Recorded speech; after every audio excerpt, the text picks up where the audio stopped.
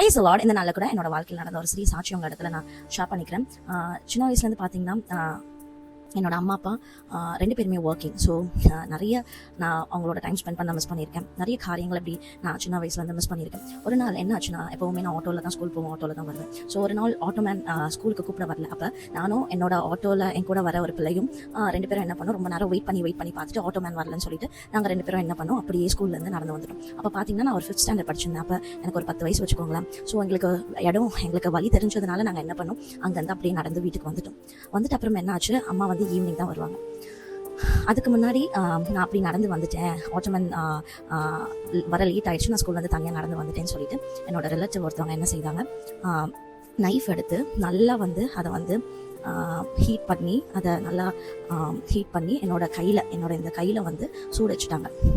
So சூடு வச்சுட்டு அதுக்கப்புறம் நான் ஒரு 2 days அப்படியே ஸ்கூலுக்கு போகாமல் இருந்து அதுக்கப்புறம் நான் ஸ்கூலுக்கு போனேன். என் ஃப்ரெண்ட்ஸ் எல்லாம் என்னோட கைகளை பார்த்தாங்க. அப்போ நான் சொன்னேன், இது மாதிரி ஆட்டோமேன் வரலன்னு சொல்லிட்டு நானும் என் ஆட்டோவில் இருந்தவளும் சேர்ந்து நடந்து போயிட்டோம், அதனால் வச்சாங்க அப்படின்னு சொல்லிட்டு. இதெல்லாம் அப்படியே கிளாஸ் டீச்சர்ஸ்க்கு எல்லாருக்குமே எல்லாருமே என்னை கூப்பிட்டு கேட்டுகிட்டே இருந்தாங்க. ஸோ கேட்டுகிட்டே இருந்தாங்க, என்னாச்சு ஏதாச்சும் எல்லாருக்கிட்டையும் போய் இது எப்படி நான் நடந்து போயிட்டேன், அதனால் அப்படி செஞ்சாங்க அப்படின்னு சொல்லிட்டு. ஸோ எதுக்கு நான் இதை சொல்கிறேன்னா, அது நடந்துச்சு. அதுக்கப்புறம் நிறைய காரியங்கள் நான் என்னோட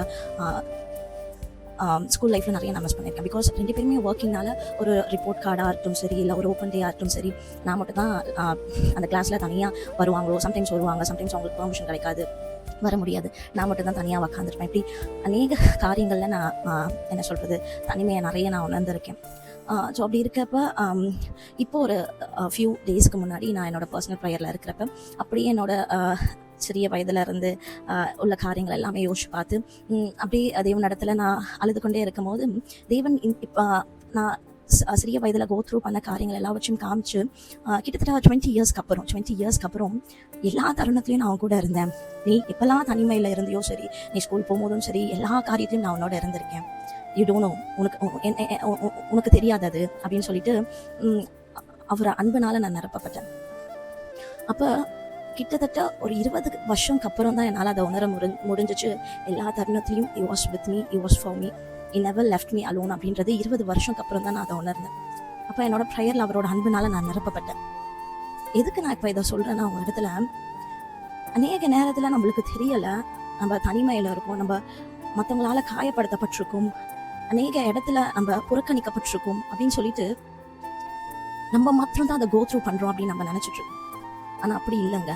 எல்லா தருணத்தையும் யாருமே நம்ம கூட இல்லைன்னு நினைக்கும் போதெல்லாம் அவர் நம்மளோட தான் இருக்கிறார். இந்த நாளில் கூட எரேமியா 31வது அதிகாரம் 3வது வசனம், ஆம், அநாதி சிநேகத்தால் உன்னை சிநேகித்தேன், ஆதலால் காருண்யத்தினால் உன்னை இழுத்துக் கொள்கிறேன். ஆமாங்க, அநாதி சிநேகத்தால் ஒவ்வொரு நாளும் ஒவ்வொரு நிமிடமும் தேவன் நம்மளை நேசிக்கிறார், நம்மளை சிநேகிக்கிறார். அவரோட காருண்யம் நம்ம எப்பொழுதுமே சூழ்ந்து கொண்டு தான் இருக்கு. அநேக நேரத்தில் அதை நம்ம உணர்றதில்லை. நம்ம உணர்ந்து தேவனோட அன்புனால நிரப்பப்படுறப்ப, நம்ம காயப்பட்ட நேரத்தில், கண்ணீரோடாக நடந்த நேரத்தில், எல்லா நேரத்திலையும் அவர் நம்மளோட இருந்ததை நம்மளால் உணர முடியும். உங்களை நேசிக்கிறாருன்றதை மறந்துடாதீங்க. பெற்றோர்களுக்கு ஒரே ஒரு காரியம் சொல்கிறேன்.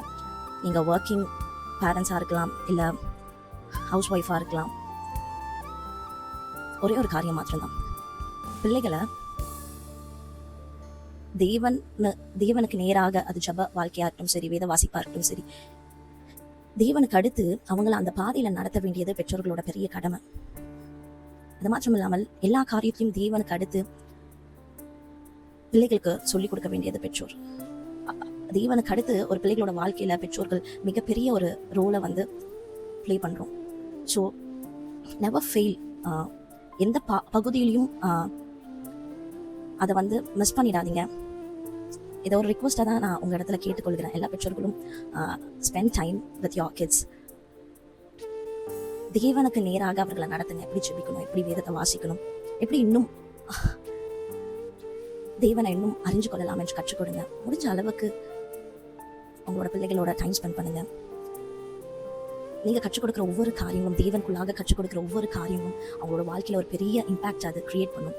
ஸோ நீங்களும் தேவனுக்குள்ளாக ஒவ்வொரு காரியத்தையும் கேட்டு பிள்ளைகளோட வாழ்க்கையில செய்யுங்க. அது மாத்திரம் இல்லாமல் நீங்களும் எதுக்குமே சோர்ந்து போகாதீங்க. கர்த்தர் உங்களுக்கு பலத்தையும் ஞானத்தையும் கொடுத்து பிள்ளைகளை வளர்க்கறதுக்கு ஞானத்தையும் பலத்தையும் கொடுத்து நடத்துவார். கர்த்தர் உங்களோட வாழ்க்கையில பெரிய காரியங்களை செய்வார். God bless you all.